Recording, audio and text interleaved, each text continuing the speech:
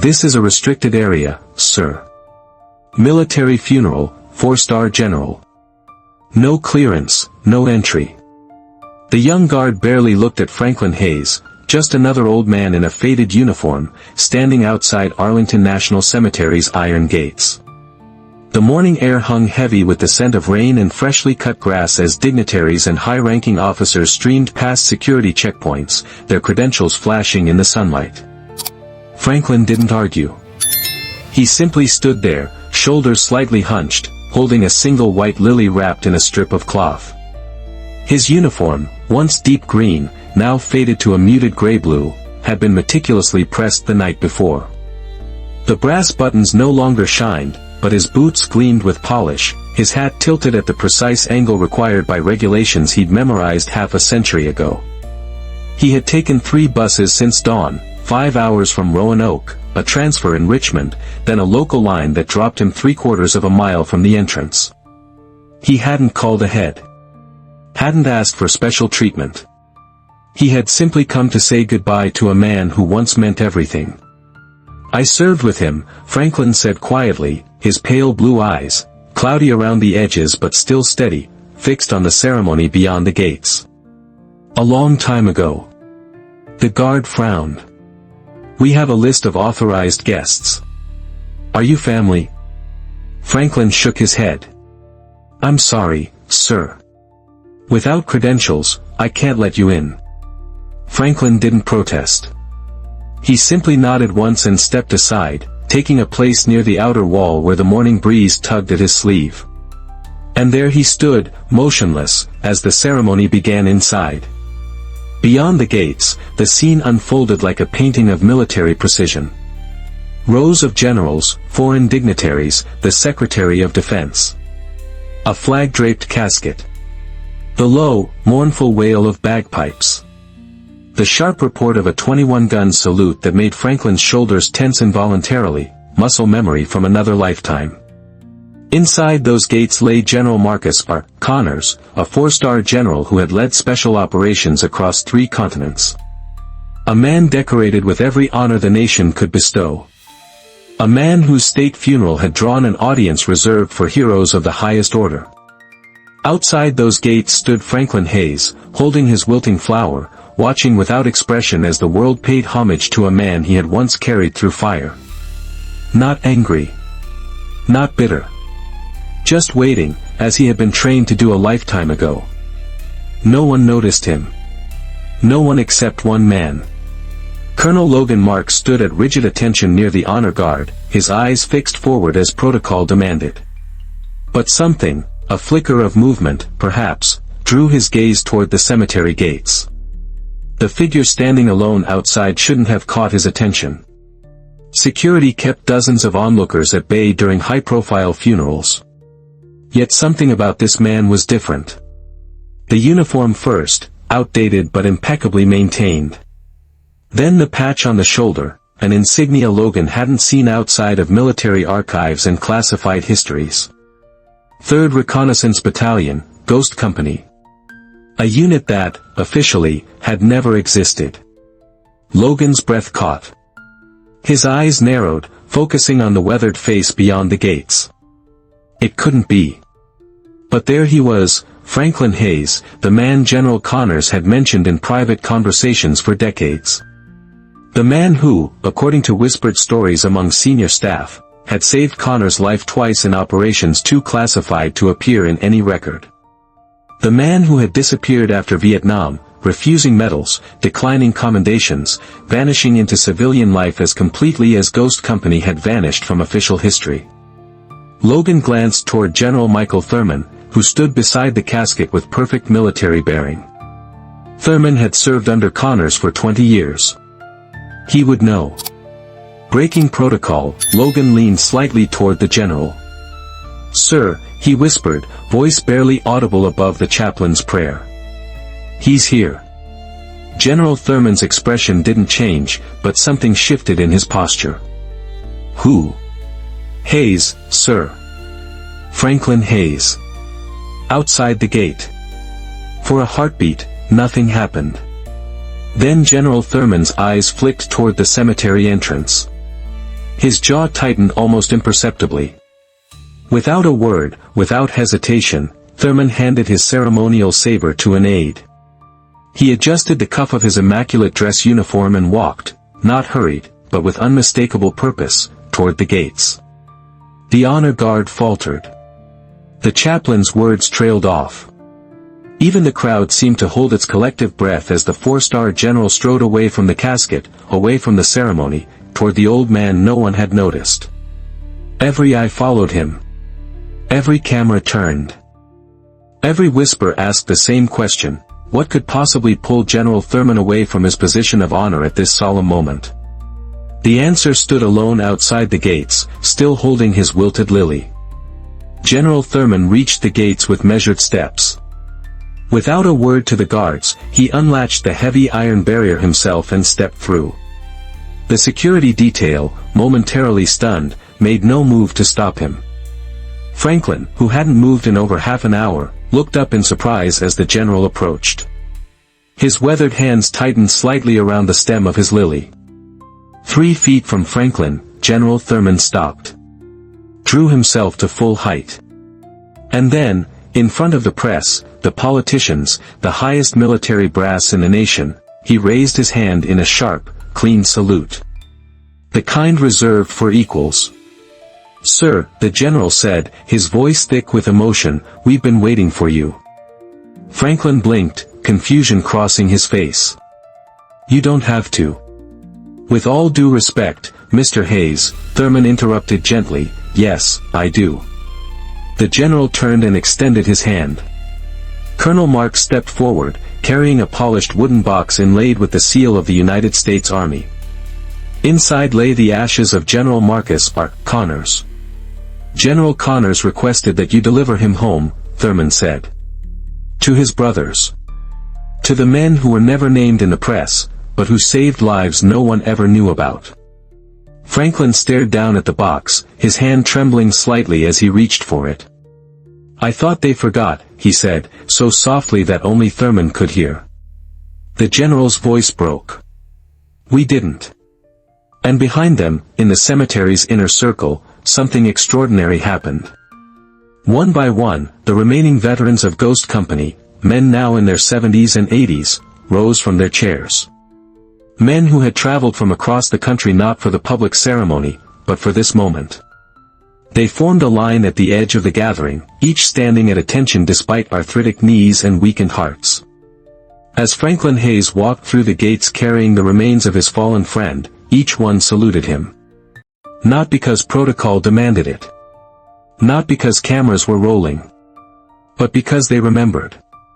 The crowd parted silently as Franklin moved forward, General Thurman at his side. Journalists lowered their cameras. Generals stood straighter. The Secretary of Defense removed his hat. No one spoke. No one needed to. Because in that moment, everyone understood, some debts are too deep for medals, too sacred for protocol. Some heroes, real heroes, don't wear ribbons on their chest. They carry them in silence until someone remembers to say, "Welcome home." Franklin Hayes crossed the threshold into Arlington National Cemetery, carrying the weight of a life and a friendship that had survived war, decades of silence, and now, finally, found its recognition in the light. 4. Flashback, 550 words. As Franklin walked beside General Thurman, his mind pulled backward through time. 57 years ago. February 1968. Khe Sanh Combat Base, Vietnam. They called it a siege. 77 days of relentless shelling, bunkers collapsing, nights where you couldn't tell smoke from fog. Franklin was deep into his second tour when Khe Sanh hit. A sergeant by then, 29, older than most of the boys around him but young enough to still move fast under fire. That night, day 34 of the siege, he'd been on perimeter duty when the mortars started falling again. 2 platoons away, fire lit up the sky. He heard the crack of gunfire near the runway, followed by panicked voices screaming over the comms. "This is Lima. Connors hit. My comm guys hit. We're outside the wire, taking fire from the tree line." Franklin didn't wait. Didn't call it in. He grabbed 2 smoke grenades, clipped a flare to his vest, and ran. No cover. No backup. Just instinct and training. He found them crouched behind a half-toppled barrel shack. One man bleeding from the arm, the other shielding him with a pistol and not much else. That second man was Lieutenant Andrew Price, fresh out of West Point, shaken but still shouting orders like someone who didn't know better. And beside him, Marcus Connors, face scratched, ankle likely broken, still trying to drag his radio pack with one hand. "You boys lose your map," Franklin had muttered, dropping smoke between them and the trees. "Who the hell are you?" Price had asked. Franklin didn't answer. Just grabbed both by their jackets and moved. Tracers hissed through the smoke. The jungle lit up behind them. By the time he threw them over the last wire fence, Franklin was bleeding from a gash across his shoulder. He didn't even notice. Later, they tried to give him a citation for valor. He refused it. Declined the formal commendation. Wouldn't stand for photos. "I just did what I was supposed to," he said when pressed. And then, after his final tour, Franklin Hayes did what few men of his kind ever did, he disappeared. Back to civilian life. Back to anonymity. No parades. No reunions. No war stories at the local bar. Now, walking through Arlington with the ashes of General Marcus Connors, Franklin felt the weight of the letter in his coat pocket. The last words from a man who had spent decades on podiums commanding battalions, shaping war strategy, and who had never once stopped remembering a single night in a field of mud where everything had almost ended before it began. Franklin's fingers brushed against the envelope as he approached the ceremonial platform. The formal service was resuming, guests shifting back to their seats, programs rustling in the breeze. But something had changed. The atmosphere had shifted from official to reverent. From protocol to something deeper. Because sometimes the most important person at a funeral isn't the one in the casket. Sometimes it's the one who carried them home. The formal reception began after the burial service. White tents, refreshments, quiet conversations punctuated by the occasional laugh, the living reclaiming space from grief. Franklin remained apart, standing under a cluster of sycamore trees just off the main path. Alone. Watching. The wooden box now rested in its final place beside the marble headstone bearing Connor's name and rank. A young lieutenant approached, clipboard in hand, polished shoes, stiff collar. Probably not a day over 23. "Excuse me, sir," he said, glancing nervously at his sheet. "I noticed you weren't on the roster. Are you with the family?" Franklin shook his head once. "No." "Press?" "No." "Military attachment?" A pause. Then Franklin spoke, low and even, 3rd Recon Battalion. Charlie Company. Key San, 1968. The lieutenant blinked. I'm sorry, sir. That's not. It wouldn't be," Franklin said gently. He didn't offer credentials, didn't elaborate, just nodded once. "I'm not here for the program." The young officer hesitated, then stepped back, uncertainty written across his face.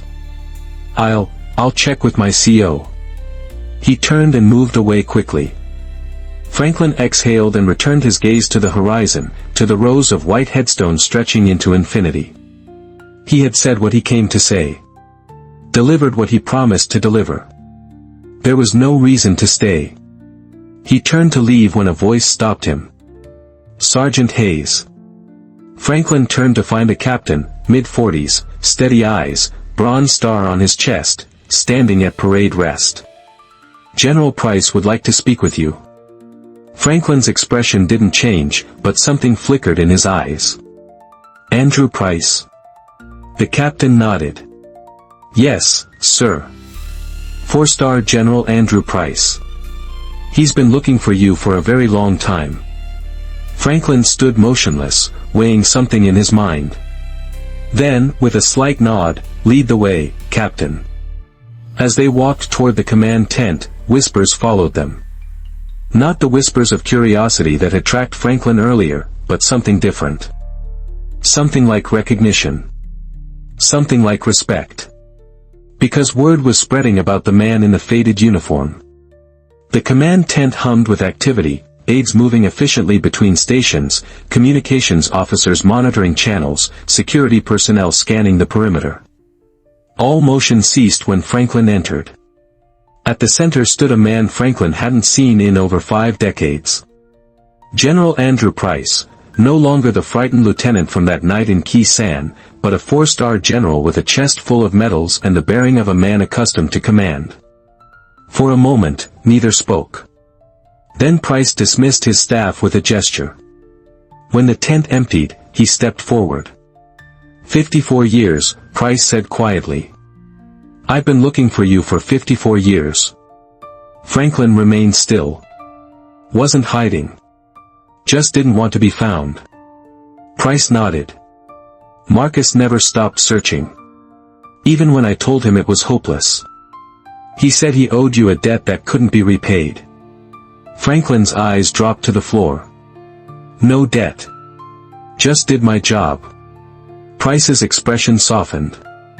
Your job saved both our lives. Everything we accomplished after, every mission, every command, every life we saved or changed, it all traces back to that night. He paused. Marcus left specific instructions for his funeral.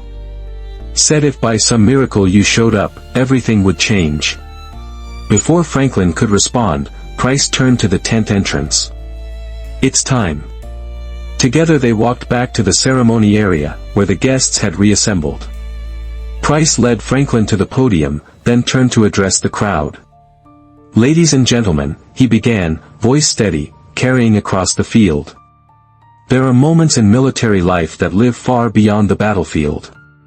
Moments that define who we are, not by the medals we wear, but by the debts we never forget.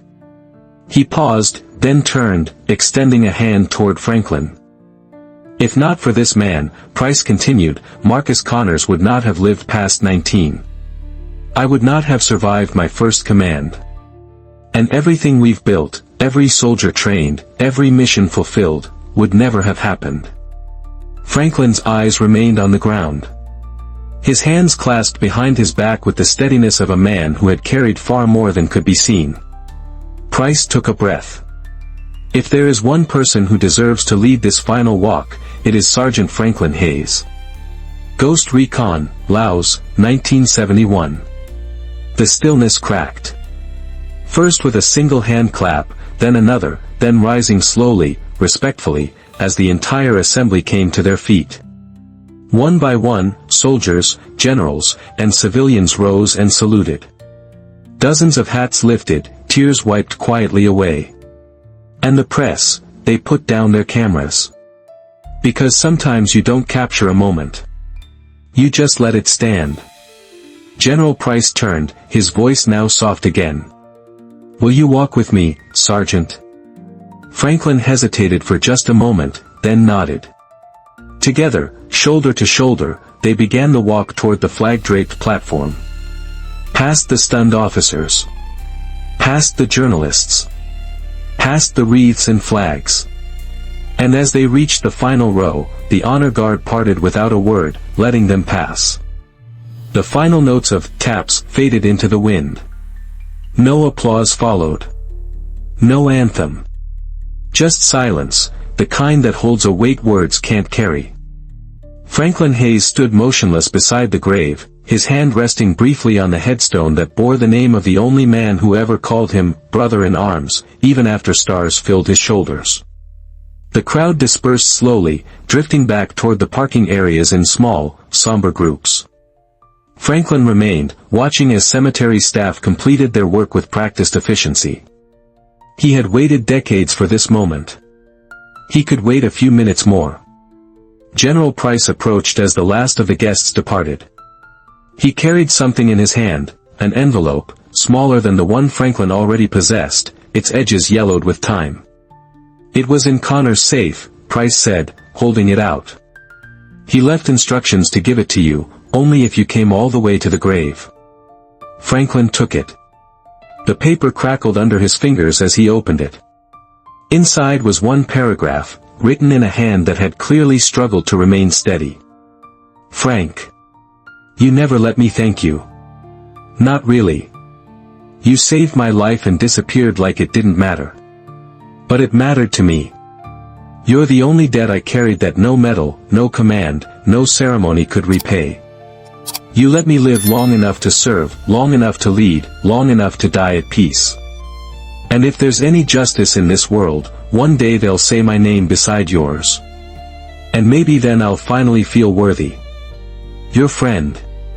Mark. Franklin's hands lowered. He folded the letter neatly, placed it back in the envelope, and slid it into his jacket. I didn't do it for thanks, he said quietly. I know, Price replied. That's why you deserve it. They stood in silence for a moment, two old soldiers from different worlds, united by a single night that had shaped both their lives. Finally, Franklin knelt slowly, the stiffness in his knees reminding him that time had not stood still. He lit a small stick of incense, something only he had carried in his pocket. The smoke curled into the autumn air, soft and slow. He didn't speak loudly, but Price, standing close enough, heard the words carried on the breeze. I told you I'd make it. A pause. You always did hate flowers. Then, after a long breath, rest easy, kid. Franklin bowed his head once. When he stood again, he didn't turn to leave immediately. Instead, he and Price stood side by side, watching the smoke rise toward a sky that had witnessed too much and remembered everything. 1 year later, the ribbon cut clean across the stone archway as the crowd applauded. Dozens of veterans gathered under the spring sun, local officials, reporters, a color guard standing at attention. Beneath the new sign etched in bronze, the Franklin Hayes Center, stood a building that was more than just brick and glass. It was a sanctuary, a rehabilitation center for veterans returning with wounds that didn't always show. PTSD counseling, physical therapy, woodworking shops, and a quiet memorial garden lined with names not found in textbooks. Funded by the Marcus Connors Legacy Foundation.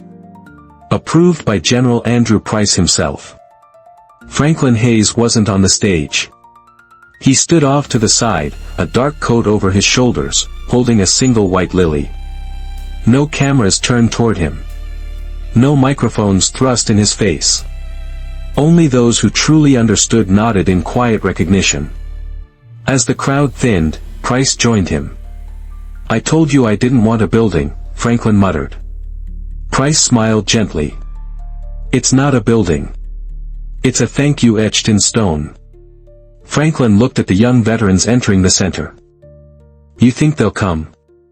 They already have, Price replied. In our world of instant fame and fleeting attention, we often miss the quiet heroes among us, those who serve without seeking recognition, who carry burdens without complaint, who change lives without fanfare. Their stories remind us that true respect isn't about medals or monuments, but about acknowledging the sacrifices made in silence. Perhaps there's a Franklin Hayes in your life, someone whose quiet courage deserves recognition. Someone whose story deserves to be told. Someone who reminds us that honor isn't always loud. Share your thoughts in the comments below. Tell us about the unsung heroes you've encountered. Because when we honor quiet courage with our respect, we keep their legacy alive for generations to come. Subscribe for more stories that remind us what true service looks like.